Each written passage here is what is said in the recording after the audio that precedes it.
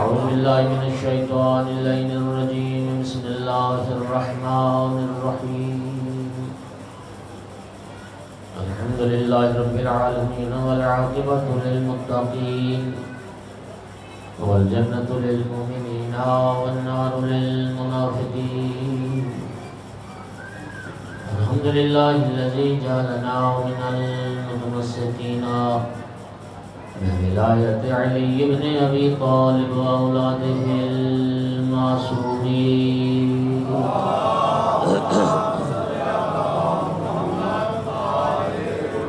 الحمد لله الذي جعلنا من الباقين على سيد الشهداء وأولاده وصحابه المظلومين.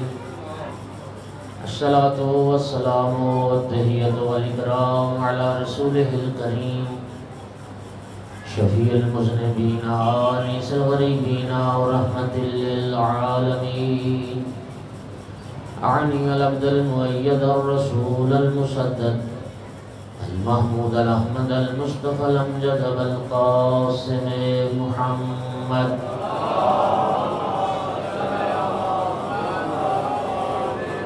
ثم الصلاة والسلام والتحية والإكرام على آله الطيبين الطاهرين المعصومين المنتجبين المنتخبين المظلومين، واللعنة الدائمة على أعدائهم ملعونين من يوم عداوتهم إلى قيام يوم الدين وبعد يوم الدين. أما بعد، فقيل للصادق عليه السلام: على ماذا بنيت أمرك يا ابن رسول الله؟ فقال: على 4 أشياء صلوات.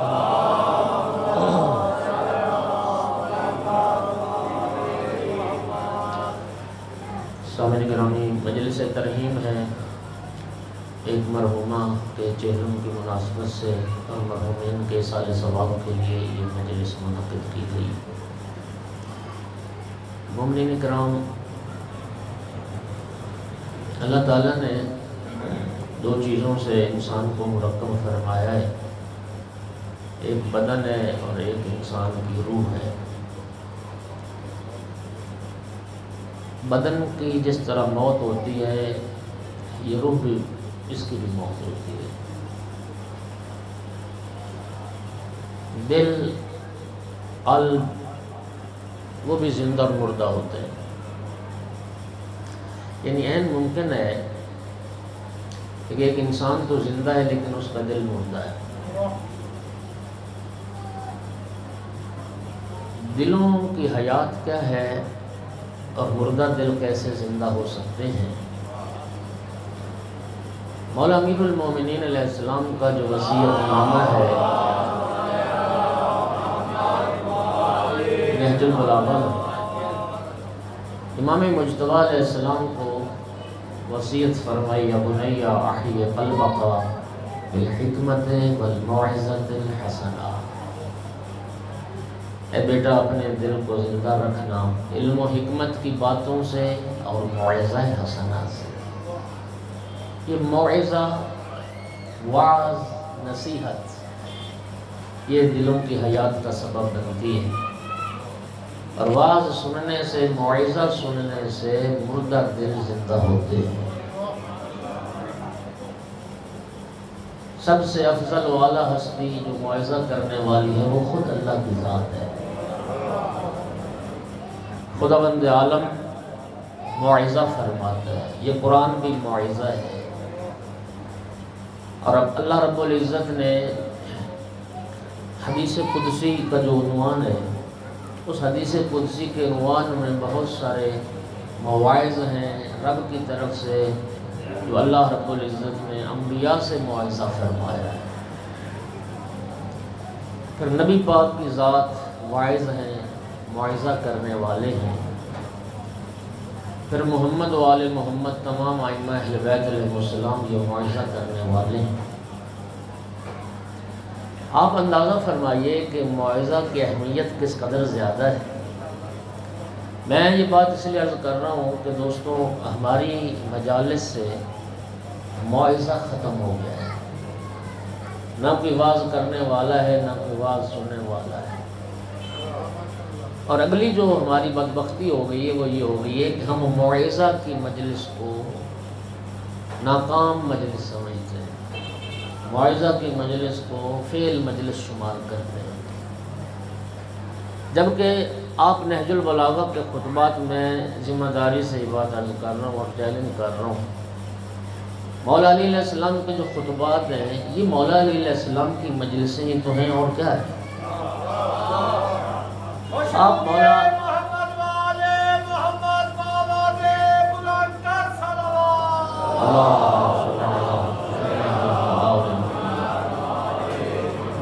آپ مولا امین علیہ السلام کے خطبات کو اگر ملاحظہ فرمائیں تو مولا کے سارے خطبات پر از مواعظ، ان میں موعظہ ہے، بلکہ نہج البلاغہ قرآن کے بعد بہترین کتاب موعظہ ہے۔ میں عرض کر رہا تھا اہمیت آپ اندازہ لگائیں موعظہ کی کہ امیر المومنین علیہ السلام جیسی ہستی بھی کبھی کبھی جناب قمیل سے فرماتے تھے یا قمیل عزنی، قمیل تو مجھے موعظہ کر۔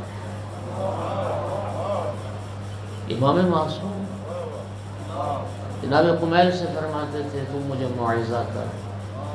جناب صعصع بن سوہان امیر المومنین علیہ السلام کے بڑے قادر الکلام اور توانا خطیب تھے اور فی البدی شاعر تھے اور عظیم ادیب تھے،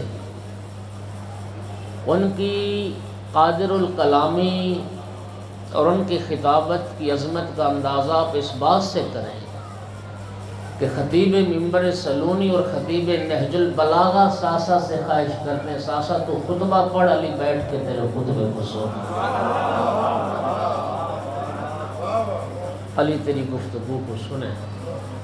مومنین کرام، انسان موعظہ کا محتاج ہے، انسان کا دل زندہ ہوتا ہے، انسان کی روح تازگی پاتی ہے موعظہ سننے سے۔ خدا را اپنی مجالس سے موعظہ کو ختم نہ ہونے دیں اور اپنے کانوں کو عادی بنائیں وعظ اور موعظہ سننے کا۔ لمبے چوڑے خطاب کا وقت نہیں، آج ایک موعظہ ہے جو امام جعفر صادق علیہ السلام نے فرمایا۔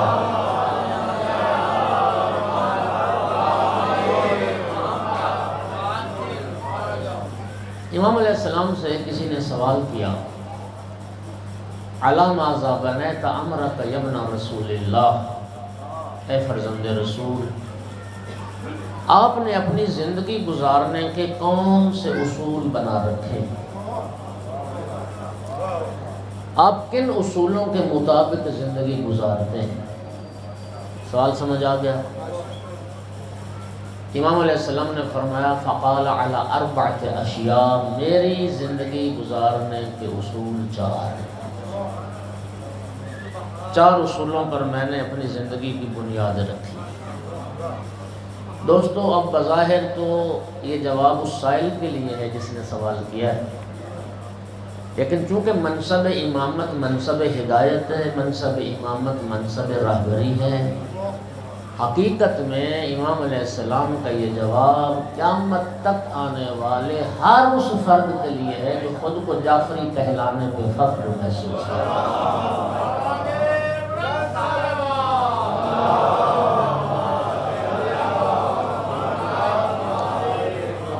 اس امید کے ساتھ اور اس دعا کے ساتھ کہ اللہ رب العزت امام کے تعلیم کردہ اصولوں کے مطابق ہمیں بھی زندگی گزارنے کی توفیق عطا فرمائے۔ فرمایا میری زندگی گزارنے کے چار اصول ہیں۔ پہلا اصول یہ ہے علمت ان عملی لا يعملہ غیری فاجتہدت، مجھے علم ہے، پہلا اصول مجھے یقین ہے کہ میرا عمل میرا غیر انجام نہیں دے سکتا، میں اپنے عمل کو بجا لانے کی خود کوشش کرتا ہوں۔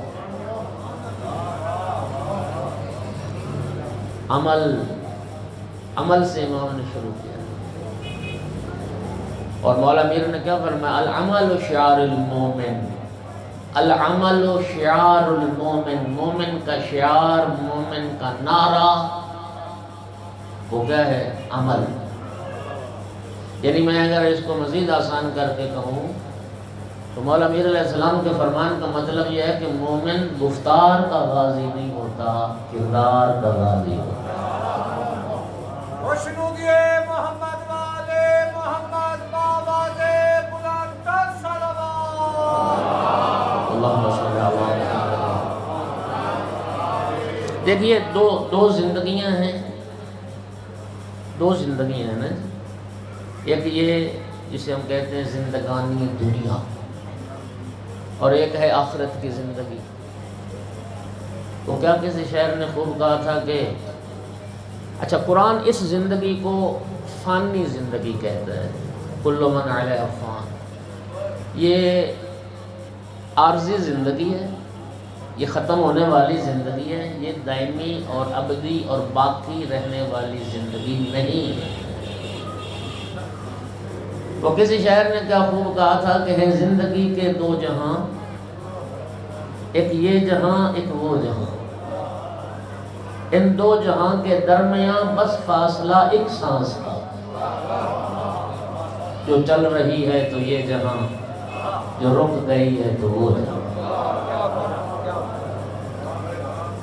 توجہ چاہوں گا، مولا امیر المومنین فرماتے ہیں ایک یہ دنیا ایک وہ دنیا، الناس فی الدنیا بالاموال وفی الآخرت بالاعمال۔ مولا امیر فرما رہے ہیں کہ دنیا کی زندگی مال کے ساتھ ہے، آخرت کی زندگی اعمال کے ساتھ۔ عمل مومن کی پہچان ہے۔ انسان آپ کیا سمجھتے ہیں؟ خداوند عالم نے انسان کو عبث پیدا کیا؟ اگر رب کریم نے انسان کو خلق فرمایا، اسی رب نے ہمارے لیے پھر ایک دین بنایا ہے، جسے ہم کہتے ہیں کہ ضابطہ حیات، ایک زندگی گزارنے کا نصب العین، ایک دستور۔ وہ جو ضابطہ حیات ہے اس میں اللہ رب العزت نے 5 طرح کے احکام، جسے احکام تکلیفی کہتے ہیں، رب نے ہمارے لیے رکھے ہیں۔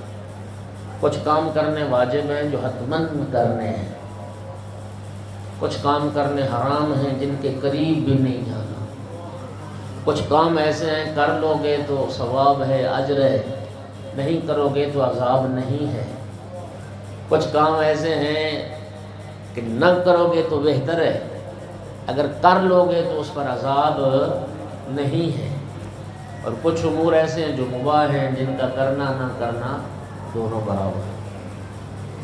ان احکام تکلیفی میں سے یہ جو 2 احکام ہیں، ایک واجبات کہلاتے ہیں، ایک محرمات کہلاتے ہیں۔ واجبات میں سے کوئی ترک نہ ہونے پائے، محرمات میں سے کسی کا ارتکاب نہ کرنے پائے۔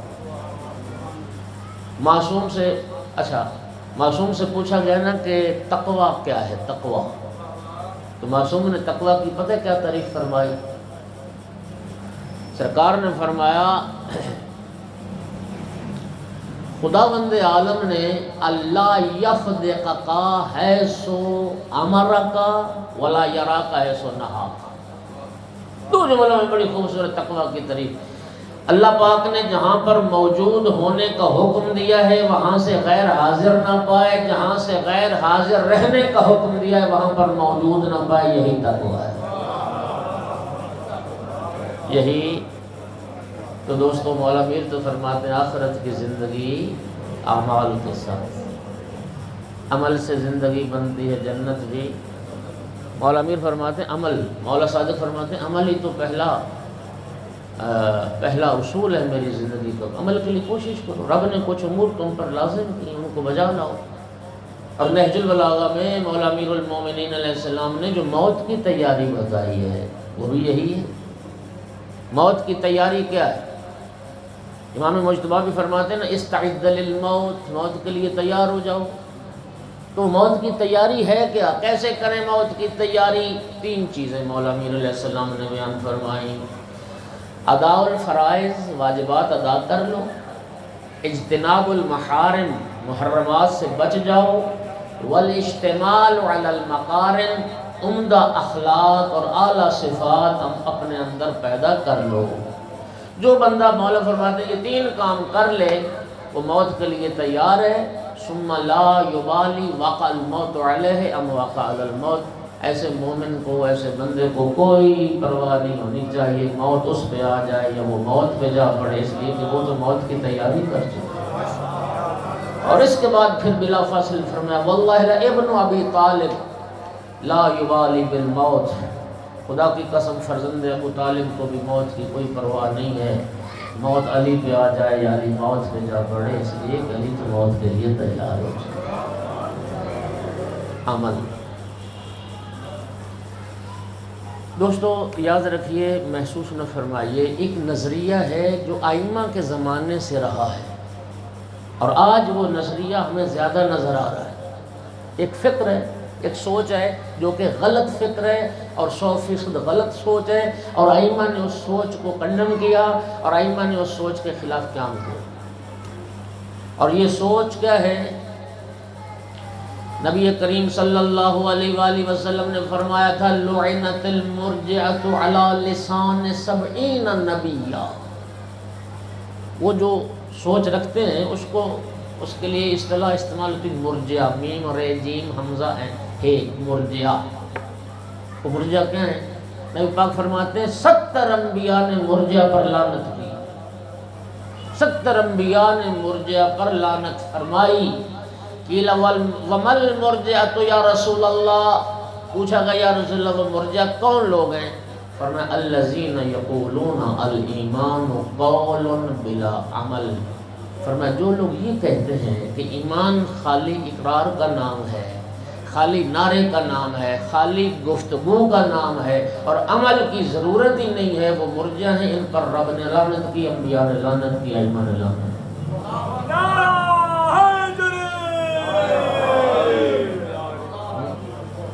اب بتائیے یہ جو فکر ہے یہ وہی نہیں نعرہ مار جنت پار؟ دیکھیے اقرار ولایت امیر المومنین علیہ السلام، اور صرف مولا امیر المومنین نہیں، 12 کے 12 ائمہ، 14 کے 14 معصومین کی ولایت کا اقرار واجب ہے۔ اور میں بڑی جرأت کے ساتھ یہ بات کر رہا ہوں، یہ جتنے بھی اعمال اور جتنی بھی عبادات ہیں، امام صاحب العصر علیہ السلام کا زیارت نامہ اٹھا کے آپ پڑھ لیں، اس میں ایک جملہ آتا ہے اشہد ان بولایتک تقبل الاعمال، آقا میں گواہی دیتا ہوں اعمال قبول ہوتے ہیں تو محمد و آل محمد کی ولایت کے اقرار کے نتیجے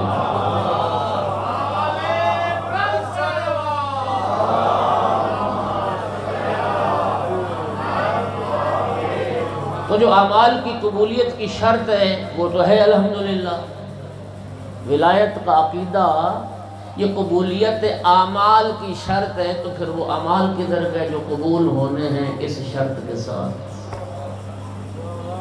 بات سمجھ آئی ہے؟ تو مومنین کرام، مولا امیر المومنین کا جملہ نہج البلاغہ میں لا تکن ممن یرجو الآخرۃ بغیر العمل، مولا امیر فرماتے ہیں تم ان لوگوں میں سے نہ ہو جانا جو آخرت کی امید رکھتے ہیں لیکن عمل نہیں کرتے۔ یحب الصالحین ولا یعمل عملہم، ان لوگوں میں سے نہ ہو جانا نیک لوگوں سے محبت تو کرتے ہیں لیکن خود نیک نہیں بننا چاہتے۔ یبغض المذنبین وہو عہدہم، ان لوگوں میں سے نہ ہو جانا جو گناہگاروں سے زبانی نفرت کا اظہار تو کرتے ہیں لیکن خود گناہ چھوڑنے کے لیے تیار نہیں۔ تو آقا نے کیا فرمایا؟ میری زندگی کا پہلا اصول یہ ہے عمل، عمل کے لیے کوشش کرو، با عمل بنو، اللہ ہمیں با عمل بنائے، ہماری نسلوں کو با عمل بنائے۔ خدا بند عالم یاد رکھنا، جس گھرانے کی مودت و محبت اللہ نے لوگوں پر واجب کی، اسی گھرانے کی اطاعت بھی اللہ نے لوگوں پر واجب کرا دی۔ اور محب اور شیعہ میں فرق کیجیے۔ محب ہم دو چیزوں میں نا فرق نہیں کر سکے، لیکن یہ فرق معلوم ہونا چاہیے۔ حدیث قصہ جب ہم پڑھتے ہیں ما ذکر ھذا فی محفل من محافل اہل الارض وفیہ جمع من شیعتنا و محبینا۔ جب مولا امیر نے پوچھا یا رسول اللہ ہم زیر قصہ کیوں جمع ہوئے، نبی کریم نے پھر اس حدیث قصہ کی فضیلت میں کیا فرمایا؟ فرمایا یا علی، کسی بھی مجلس میں، محفل میں، جس میں فیہ جمع من شیعتنا و محبینا، کچھ ہمارے شیعہ اور کچھ ہمارے محب ہوں گے، اور اس مجلس میں اس بات کا تذکرہ کیا جائے گا، اللہ دکھی کے دکھ دور کر دے گا، محتاج کی حاجت پوری کر دے گا، مغموم کے غم کو ہٹا دے گا۔ جی تو محب اور شیعہ، جس میں محب اور شیعہ یہ دو لفظ خود دلیل ہے کہ محب ہونا اور ہے اور شیعہ ہونا اور ہے۔ اب فرق کیا محب اور شیعہ میں؟ یہ فرق بڑا ضروری ہے۔ اعلم انی فاطمہ عبد الحمید مہاجر ایک نجف اشرف کے عالم دین تھے، بہت پائے کے خطیب تھے، عرب دنیا میں بہت بڑا نام ہے ان کا، وفات پا گئے ہیں شاید۔ ان کی بی بی پاک صلوات اللہ علیہ کی سیرت پر ایک کتاب انہوں نے لکھی 10 جلدوں میں، اعلم انی فاطمہ، یہ اس کتاب کا نام ہے۔ اس میں ایک جگہ پر جا کر انہوں نے بڑی خوبصورت بحث کی ہے، شیعت اور محبت۔ فرماتے ہیں یہ دو الگ الگ چیزیں، محبت اہل بیت، کیونکہ آپ جانتے ہیں کہ آل رسول سے محبت تو ہر مسلمان کرتا ہے، بلکہ آل رسول سے محبت ہر باضمیر انسان کرتا ہے۔ آل رسول سے محبت ہندو کرتے ہیں، عیسائی کرتے ہیں، سکھ کرتے ہیں۔ ہمارے ہندوستان میں ابھی تک ہمارے ممبروں پر کتنے ہندو شعراء کا کلام پڑھا جاتا ہے، پڑھا جاتا ہے یا نہیں پڑھا جاتا؟ انٹرنیٹ کا زمانہ ہے، سوشل میڈیا پہ اب کتنے سکھ اور ہندو شعراء ہیں جو مولا امیر المومنین علیہ السلام کی تعریف کرتے نظر آتے ہیں۔ لبنان میں عرب عیسائی جنہوں نے مولا امیر المومنین کی شان میں پورے کے پورے دیوان لکھے ہیں، قصیدے لکھے ہیں۔ عصر حاضر کا ایک مسیحی شاعر ہے بولس سلامہ، اس کا ایک قصیدہ ہے، اس کا جو مطلع ہے نا، مطلع وہ یہ ہے کہ قد جل الحق فی المسیح حتی یعد من فرط حبہ علویہ۔ بولا سلامہ کہتا ہے کہ مولا علی کی محبت نے میرے سینے میں یوں جوش مارا کہ لوگ مجھے اب مسیحی نہیں کہتے، علی والا کہتے۔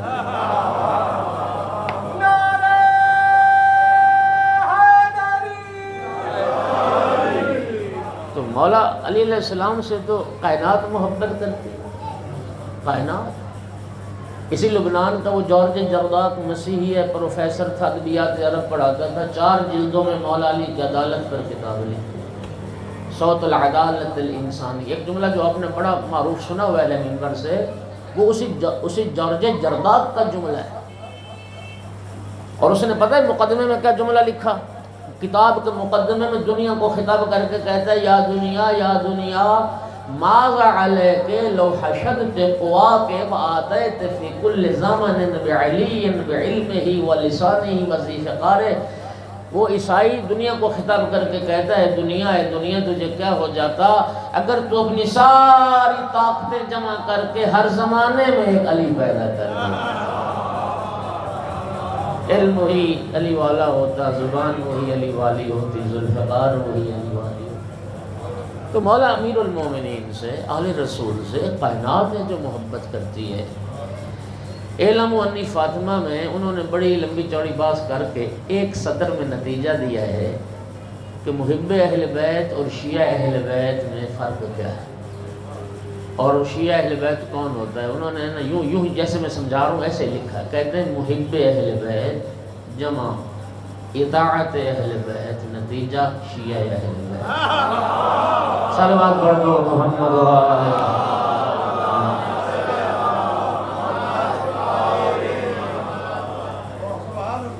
پہلا اصول امام فرماتے ہیں وہ عمل ہے۔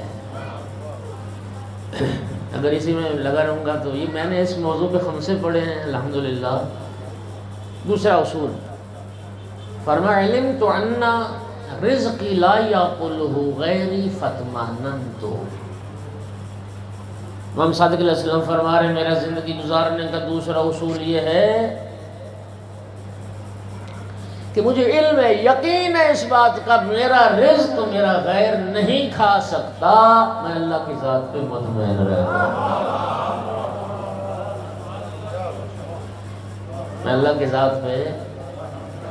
دوستو اگرچہ ملکی جو حالات ہیں اس وقت، یقین کریں ہر بندہ ہی پریشان، معاشی جو مشکلات ہیں اس میں کوئی شک نہیں، لیکن آپ امام صادق علیہ السلام کے اس اصول کو سامنے رکھیے، جو آپ کا لقمہ ہے وہ آپ کا غیر نہیں کھائے گا تو آپ نہیں کھائے گا۔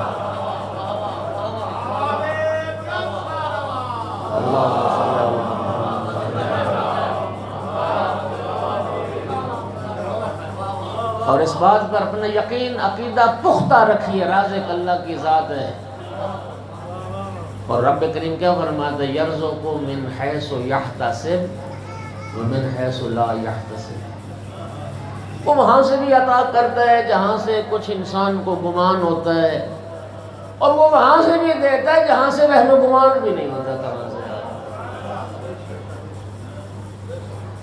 تو فرمایا مولا نے میری زندگی کا دوسرا اصول یہ ہے کہ رزق کے معاملے میں کبھی پریشان نہ ہونا، مطمئن رہنا۔ دو چیزیں مولا میر نہج البلاغہ میں فرماتے ہیں، اللہ نے دو چیزیں ایسی پیدا کی ہیں ان سے بھاگنا بھی چاہو تو تم بھاگ نہیں سکتے، ایک موت سے نہیں بھاگ سکتے، دوسرا رزق سے نہیں بھاگ سکتے۔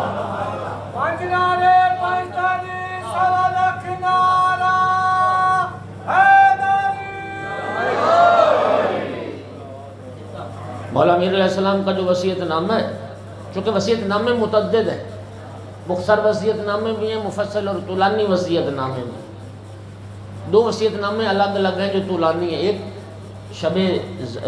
ایک وصیت نامہ ہے جو شب شہادت کا وصیت نامہ، ضرب لگنے کے بعد ایک وصیت نامہ ہے، لیکن ایک وہ وصیت نامہ ہے نہج البلاغہ میں جو نسبتاً طولانی ہے، جب مولا امیر المومنین میدان صفین سے پلٹے اس وقت اولاد کو وصیت فرمائی۔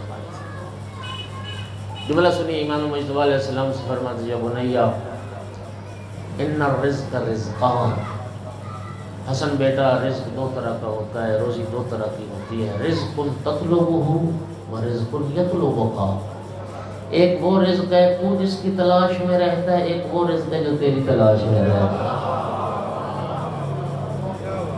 ایک وہ رزق ہے جو تیری۔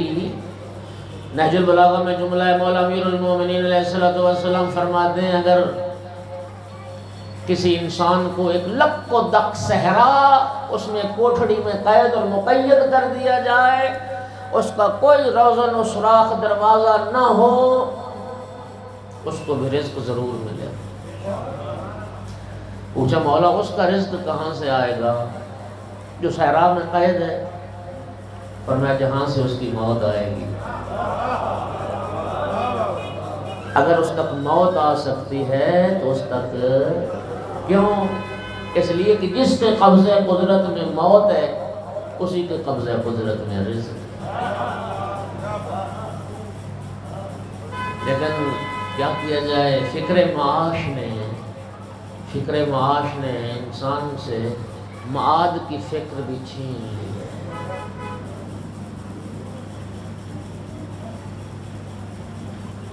ہے بھی ایسے۔ دیکھیے اسلام، اللہ رب العزت مسلمانوں کو فقیر نہیں دیکھنا چاہتا، تنگ دست نہیں دیکھنا چاہتا۔ اگر اس دنیا اور نعمات دنیا کا کوئی سب سے زیادہ حقدار ہے تو وہ مومن ہے،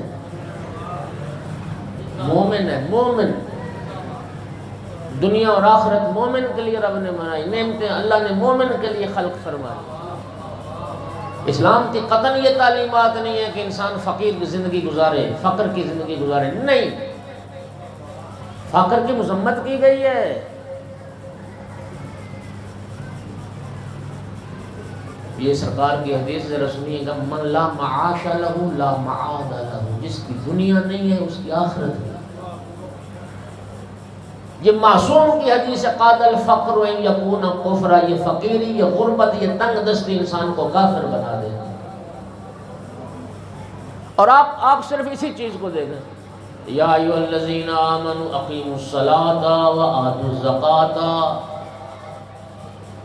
قرآن پاک میں اے ایمان والو نماز قائم کرو زکوٰۃ ادا کرو، نماز قائم کرو زکوٰۃ ادا کرو۔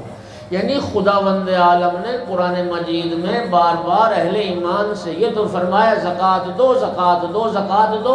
رب کریم نے قرآن میں ایک بار بھی نہیں فرمایا زکوٰۃ لو۔ اس کا معنی یہ ہے رب کریم مومن کو دینے والا دیکھنا چاہتا ہے، لینے والا نہیں دیکھنا چاہتا۔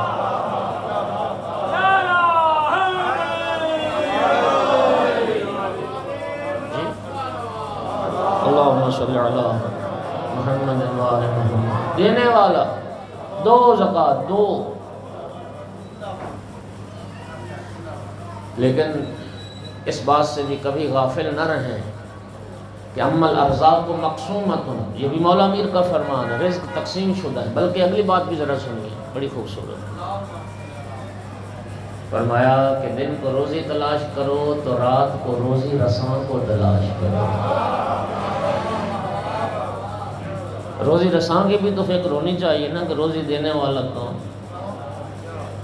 اور مولا میر فرماتے ہیں کہ رزق اور روزی کے حوالے سے توکل علی اللہ پرندوں سے سیکھو، پرندوں سے سیکھو توکل علی اللہ۔ صبح نکلتے ہیں روزی کی تلاش میں، اور جب واپس اپنے گھونسلوں کی طرف پلٹتے ہیں تو کسی پرندے کی چونچ میں آنے والے کل کے لیے کوئی دانہ نہیں ہوتا۔ ہوتا ہے کیوں؟ اس لیے کہ ان پرندوں کو یہ یقین ہے جس رب نے آج روزی دی ہے وہ کل بھی دے گا۔ اس لیے معصوم نے فرمایا ہے نا، تو جو کل کے لیے پریشان ہے تو ہوگا کل اور وہ نہیں ہوگا۔ جس نے تیرے آنے سے پہلے تیری روزی کا سامان کیا تجھے پیدا کر کے بھلا دے گا۔ پرندوں سے سیکھو توکل علی اللہ۔ بابا بلے شاہ ایک صوفی شاعر گزرا ہے، ان کے 4 مصرے پنجابی میں، اور میں سمجھتا ہوں کہ مولا میر علیہ السلام کے اسی فرمان کو انہوں نے پنجابی میں نظم کیا ہے اجازت؟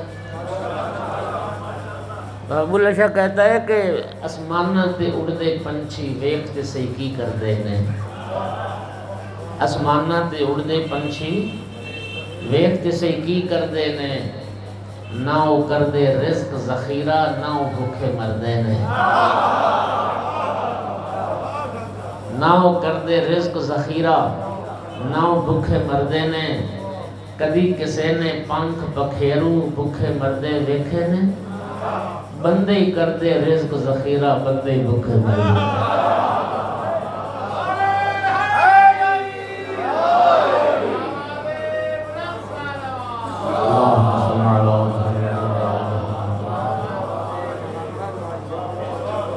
یہ ظلم کا نظام ہے۔ امیر المومنین کا جملہ ہے کلمات کسار میں، نہج البلاغہ میں، وہ فرماتے ہیں کوئی امیر اس وقت تک امیر ہوتا ہی نہیں ہے۔ مولا میر کا یہ ارشاد ہے، 2 کاموں کی وجہ سے لوگوں کے پاس دولت اکٹھی ہوتی ہے، یا جب کسی کا حق کھاتے ہیں، یا جب ان کے جو مال میں اللہ نے حق رکھا ہے غریبوں کا وہ نہیں دیتے، تب کسی کے پاس دولت اکٹھی ہوتی ہے۔ تو سامعین گرامی بات لمبی نہ ہو جائے، فرمایا کہ رازق اللہ کی ذات ہے۔ امام صادق علیہ السلام فرما رہے ہیں، ہاں جی مجھے یقین ہے کہ میرا رزق میرا غیر نہیں کھا سکتا، میں مطمئن رہتا ہوں، اطمینان ذات خدا پر رہتا ہے انسان کا کام۔ البتہ ہاں اس حدیث کا کوئی یہ معنی مت نکالے کہ انسان کوشش کرنی چھوڑ دے۔ تیرا میرا کام کوشش کرنا ہے، رازق اللہ کی۔ حضرت ابراہیم علیہ السلام جناب اسماعیل اور جناب حاجرہ کو جب چھوڑ کے گئے مکہ میں، جو حضرات مشرف ہوئے ہیں آپ جانتے ہیں، وہ تو خشک سیاہ پہاڑ ہے، مکہ میں تو بارشیں بھی نہیں ہوتی، وہاں تو سبزہ اور ہریالی نہیں ہے، وہاں زراعت نہیں ہے۔ قرآن کہتا ہے وادی غیر ذی زرع، مکہ ایک ایسی وادی ہے جہاں پہ زراعت نہیں ہے، لیکن حضرت ابراہیم علیہ السلام کی دعا رب نے کیسے مستجاب کی؟ وَارْزُقْ أَهْلَهُم مِّنَ الثَّمَرَاتِ، ابراہیم علیہ السلام نے دعا کی تھی میرا اللہ مکہ والوں کو پھلوں کا رزق عطا کر۔ دنیا کائنات کے کسی گوشہ و کنار میں کوئی پھل ایسا نہیں ہے جو مکہ میں نہ ملتا ہو۔ بات سمجھ آ رہی؟ جناب ابراہیم علیہ السلام جب چھوڑ کے گئے جناب اسماعیل علیہ السلام کو، جناب حاجرہ کو، تو آپ جانتے ہیں کہ پھر پیاس نے غلبہ کیا، چند دن کا وہ دانہ پانی تو ختم ہو گیا۔ اب بیوی نے دوڑنا شروع کیا مکہ اور صفا اور مروہ کے درمیان، سعی جسے سعی کہتے ہیں، سعی کوشش۔ اب یہ کوشش کیا تھی؟ پانی کی تلاش کے لیے یہ بیوی کی کوشش تھی۔ پہاڑی پہ کیوں چڑھی؟ تاکہ دور تک نگاہ جاتی ہے، کہیں کوئی آثار پانی کے نظر آ جائے۔ صفا پہ کہیں نظر نہیں آیا، پھر مروہ پہ کہیں پھر نظر نہیں آیا، پھر بیوی بیٹھی نہیں، پھر اسماعیل علیہ السلام کو دیکھنے، پھر کوشش جاری رکھی، اور کیا کر سکتی تھی؟ وہ 7 چکر لگائے۔ توجہ چاہوں گا، یہ جو بیوی نے سعی کی تھی، کوشش کی تھی، یہ اس رزق اور پانی کی تلاش میں کی تھی، اور رب العزت کو یہ عمل اتنا پسند آ گیا ایک بیوی کا کہ قیامت تک کے لیے عمرے اور حج کا حصہ بنا دیا۔ خوشنودیے محمد والے محمد باواز بلند صلوات۔ تلاش رزق کو رکن بنا دیا حج و عمرہ کا، سعی۔ اور حاجی کا حج اور عمرہ مکمل ہی نہیں ہوتا جب تک وہ عمل نہ کرے۔ اب 7ویں چکر سے جو پلٹ کے آئیں تو دیکھا جناب اسماعیل جہاں ایڑیاں رگڑ رہے تھے شدت پیاس سے، رب کریم نے چشمہ آب جاری کر، اور یہ چشمہ پھوٹ رہا تھا اور پانی پھیل رہا تھا۔ بیوی نے دائیں بائیں پتھر چن دی اور فرمایا زم زم۔ علامہ علی نقی نے بڑا خوبصورت ترجمہ کیا، زم زم تھم تھم۔ لاکھوں گیلن پانی اب بھی ہر روز نکلتا ہے۔ ہمارے ہاں تو حالت شکر خدا کل بارش ہو گئی، ہاں جی، ورنہ بری حالت ہو رہی تھی۔ بارشیں نہ ہوں تو زیر زمین پانی کی سطح اور نیچے چلی جاتی، وہاں بارشیں نہیں ہوتی مکہ میں، اچھا ہریالی بھی نہیں، اور پانی اتنا کہ مکہ میں مدینہ میں جو حضرات مشرف ہوئے ہیں، مدینہ حرم میں بھی وہی زمزم ملتا ہے۔ یہاں تو ڈراپروں میں آتا ہے نا جی، تو وہاں تو لوگ ہاں جی کین بھر رہے ہوتے ہیں، وضو کر رہے ہوتے ہیں۔ تو سامعین گرامی یہ کیا ہے؟ رب العزت فرمانا بتانا یہی چاہتا ہے، یاد رکھو۔ میرا سوال یہ کہ پروردگار رازق تو تھا تو ایک ماں کو پتھروں پہ کیوں دوڑایا؟ آج ایسی لگے ہوئے ہیں حاجی تھک جاتا ہے، وہاں اس وقت تو پتھر تھے، پہاڑیاں تھیں، اور ایک بی بی مسلسل چل رہی تھی، کبھی صفا کبھی مروہ۔ ارشاد پروردگار ہوگا، کائنات کو یہی سمجھانا چاہتا ہوں، رازق میں ہوں، کوشش کرنا تمہارا کام ہے، کوشش کرنا۔ اللہ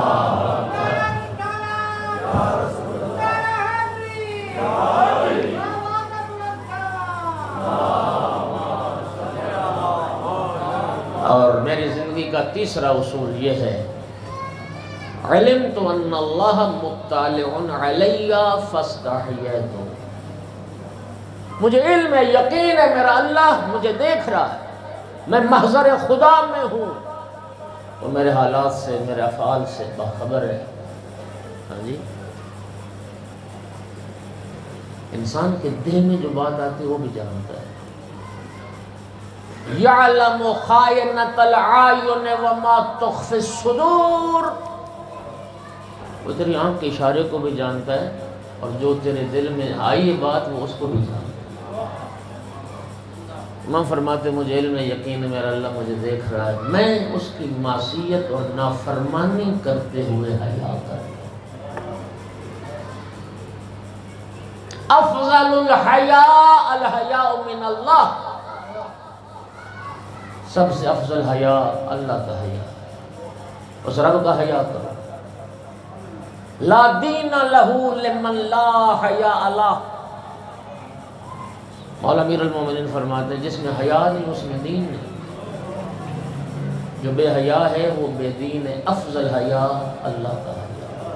اس کی نافرمانی سے، اس کے گناہ سے، اس کی معصیت سے حیا کرو، نہ کرو گناہ اس کے سامنے. اے پروردگار محمد و آل محمد علیہ السلام کے صدقے میں ہمارے گناہ معاف فرما. تو ارحم الراحمین ذات ہے، تو غفار الذنوب ہے، تو ستار العیوب ہے.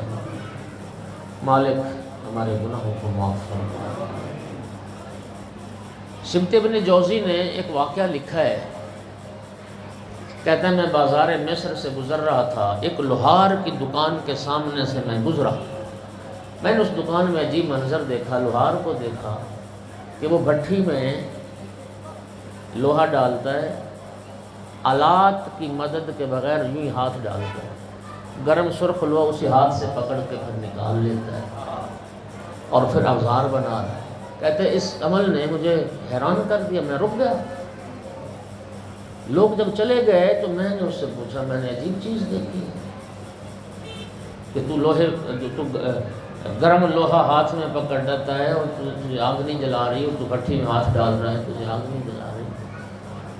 کوئی عمل ہے تیرا، کوئی چلہ کیا ہوا ہے، کوئی چیز ایسی لگائی ہوئی ہے، مجھے بتا تو صحیح آخر کیا وجہ ہے کہ دنیا کی آگ تجھے جلاتی ہے. اس نے کہا یہ ایک راز ہے، تم راز رہنے دو. اس نے کہا نہیں، مجھے تم ضرور بتاؤ. بہت اصرار کیا. اصرار کے بعد کہنے لگا میں یہ آج تک میرے درمیان اور اللہ کے درمیان یہ بات راز تھی. اب تم بہت اصرار کر رہے ہو تو تمہیں بتانے لگا ہوں. کہتا بات یہ ہے، میں ایک دن اپنی دکان پہ بیٹھا تھا. ایک شریف زادی برقعے میں چادر میں لکھتی ہوئی میرے پاس آئی. کہنے لگی ہے عبد خدا میں بیوہ ہو گئی ہوں، میرا شوہر مر گیا ہے، تیسرا دن ہے، میرے بچے بھوک سے بلک رہے ہیں، ہمارے گھر میں کھانے کو کچھ نہیں. اللہ کے لیے کچھ میرے مدد کر کے بچوں کے لیے کچھ کھانے کی چیز لا سکوں. کہتا ہے شیطان مجھ پر غالب آیا. میں نے اپنی مذموم خواہش اس کے سامنے رکھ دی. تو میری خواہش کو پورا کر دے، میں تیری ضرورت پوری کر دوں. بڑی باحیا مذکور تھی، سن کے واپس چلی. چند گھنٹے گزرے، پھر آئی روتی ہوئی. عبد خدا میرے حال پر رحم کر، میرے بچے بھوک سے جان بلب ہے.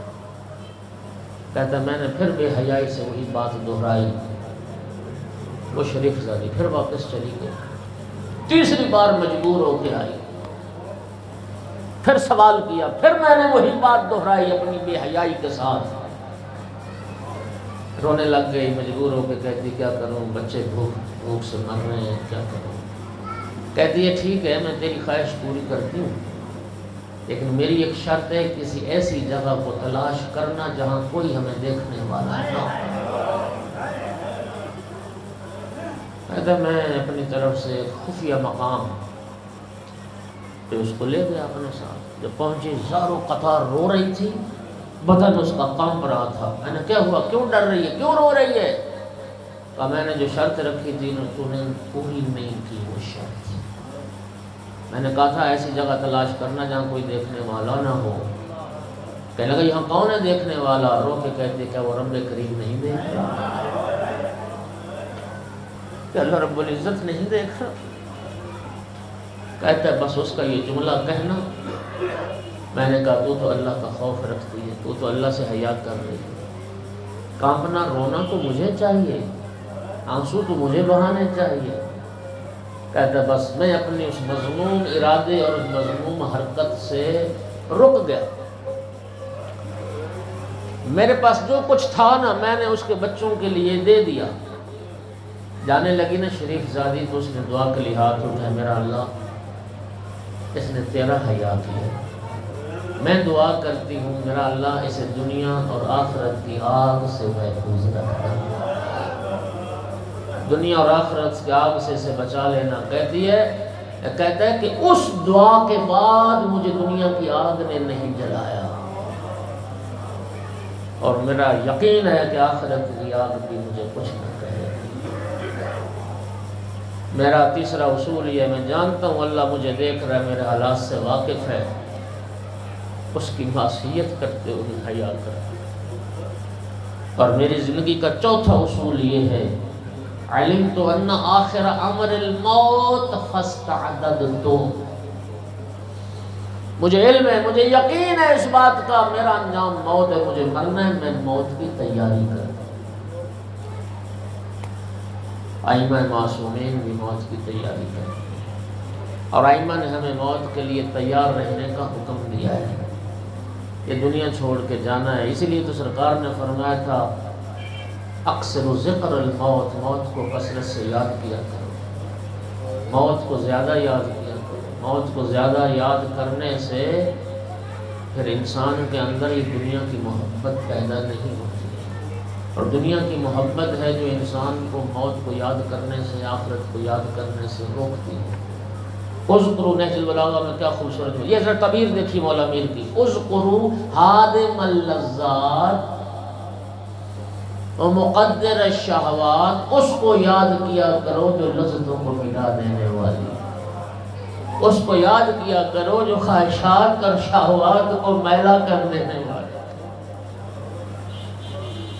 اور آقا کی حدیث ہے، جو دن میں 70 بار موت کو یاد کرے گا، موت کے بعد رب کریم اس کو سیدھا جنت میں لے جائے گا۔ کثرت سے یاد کرو، مر جانا ہے، ہمارے ماں باپ چلے گئے، ہمارے بہن بھائی چلے گئے، ہر روز ہماری نگاہوں کے سامنے جنازے اٹھتے ہیں، کہ اب بھی کوئی شک کی گنجائش ہے کہ ہمیں موت نہیں آئے۔ حادثاتی اموات کی شرح زیادہ ہے، صبح دوست ساتھ بیٹھا ہوتا ہے، تھوڑی دیر بعد خبر آ جاتی ہے کہ اللہ کو پیارا ہو۔ شیخ جعفر شوستری رضوان اللہ تعالی علیہ نے بڑے محبوب مولا کے مقرب عالم دین تھے بہت بڑے، اور روضہ خان تھے بہت بڑے۔ انہوں نے اپنی کتاب میں لکھا ہے کہ حد ہو گئی کہ نبی زادی بھی، رسول زادی بھی، شفیع روز جزا بی بی بھی موت کی تیاری کرتی۔ شیخ جعفر شوستری نے لکھا کہ جب نبی زادی کا آخری وقت تھا نا، مولا امیر المومنین علیہ السلام کو بی بی وصیتیں فرما رہی تھی۔ دوران وصیت ایک شیشی بنت پیغمبر نے مولا امیر علیہ السلام کے ہاتھ پہ رکھی اور عرض کیا، یا امیر المومنین، جب مجھے دفن کرنا یہ شیشی میرے ساتھ دفن کر۔ جناب امیر علیہ السلام نے پوچھا، بنت پیغمبر اس شیشی میں کیا ہے؟ عرض کیا، آقا میرے بابا ایک دن واز فرما رہے تھے، اور میرے بابا نے فرمایا تھا ہر انسان کو مرنے کے بعد کچھ منزلوں سے گزرنا ہوگا، وہی انسان آخرت کی منزلیں آسانی سے طے کر سکتا ہے جو خوف خدا میں روتا رہا ہو۔ یا علی، میں راتوں کو خوف خدا میں روتی تھی، میں نے اپنے آنسو اس شیشی میں جمع کیے، یہ میرا زاد آخرت ہے، یہ آنسو عزاداروں میں روایت حدیث کا ذمہ دار ہوں۔ خوف خدا میں تیری آنکھ سے نکلنے والا ایک قطرہ آنسو کا جہنم کی آگ کو بجھا دے۔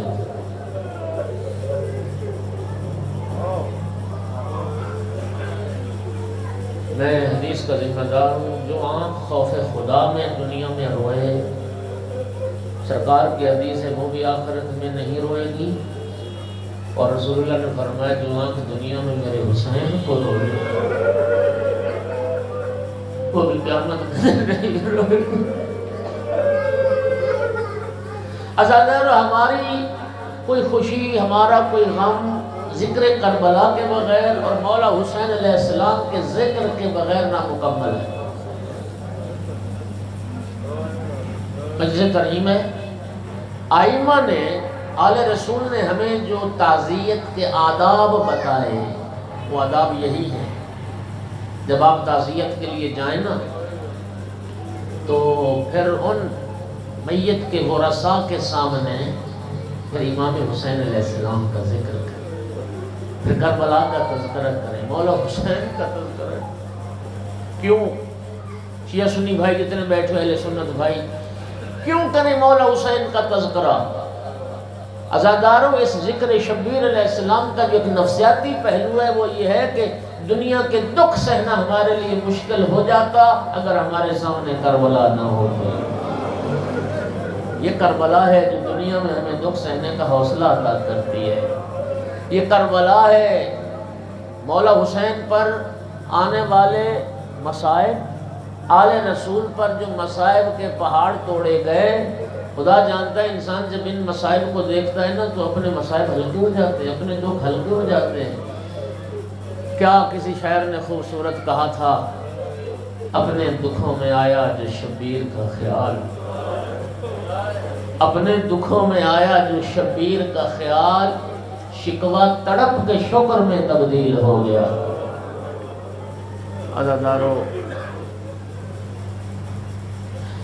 میں عرض کیا کرتا ہوں خوش نصیب ہوتے ہیں وہ مرنے والے جنہیں غسل ملے، جنہیں کفن ملے۔ خوش نصیب ہوتے ہیں وہ مرنے والے جن کا عزت و احترام سے جنازہ اٹھے۔ کوئی یہ درد اور دکھ پوچھنا چاہتا ہے تو سید سجاد سے پوچھے۔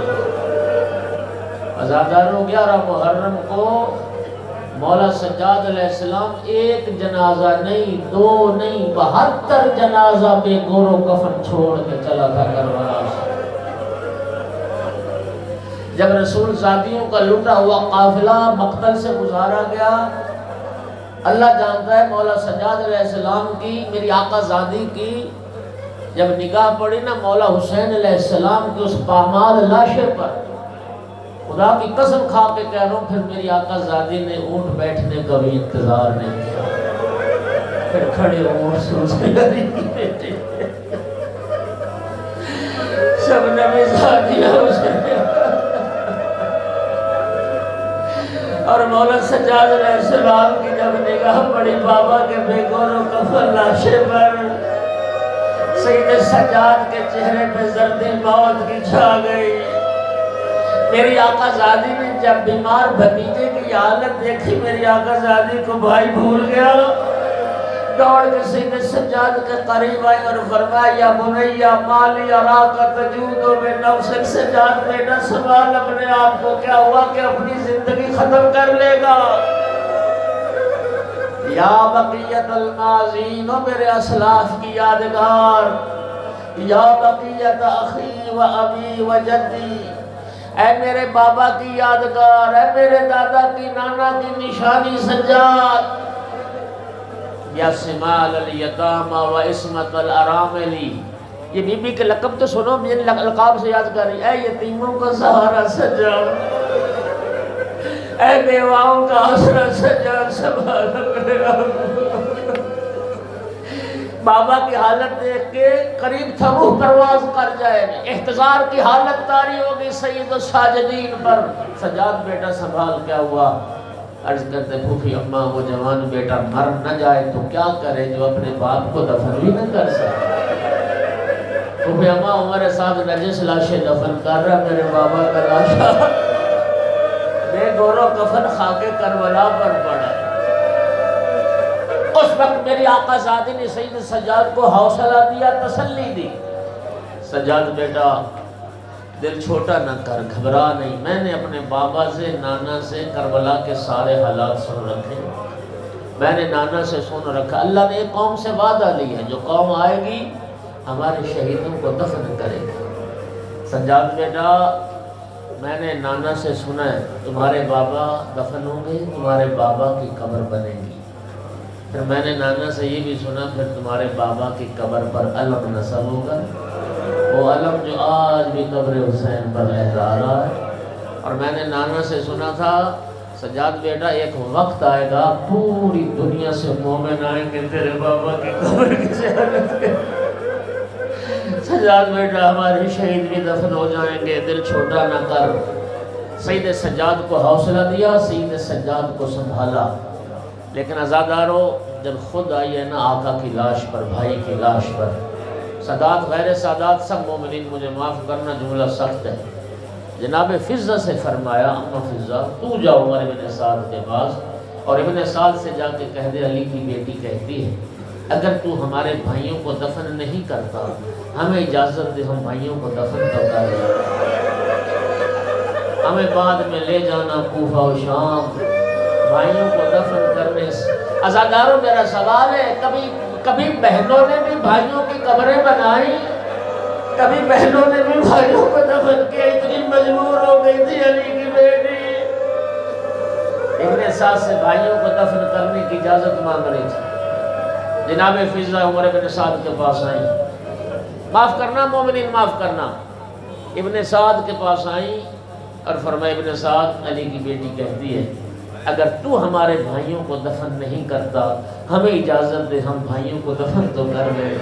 آزاد رسول پاؤ گے ابن سعد ملعون کہتا ہے فضہ جا اپنی آقا زادی سے کہہ دے لاشیں تو مسلمانوں میں دفن کیے جاتے ہیں، مہر نبوت کا سوار حسین علی و بطول کا دل غریب کربلا کا لاشا 3 دن تک بلا مور و کفن خاک کربلا پر علی لعنت اللہ علی القوم الظالمین وسيعلم الذين ظلموا وإياه منقلب ينقلبون۔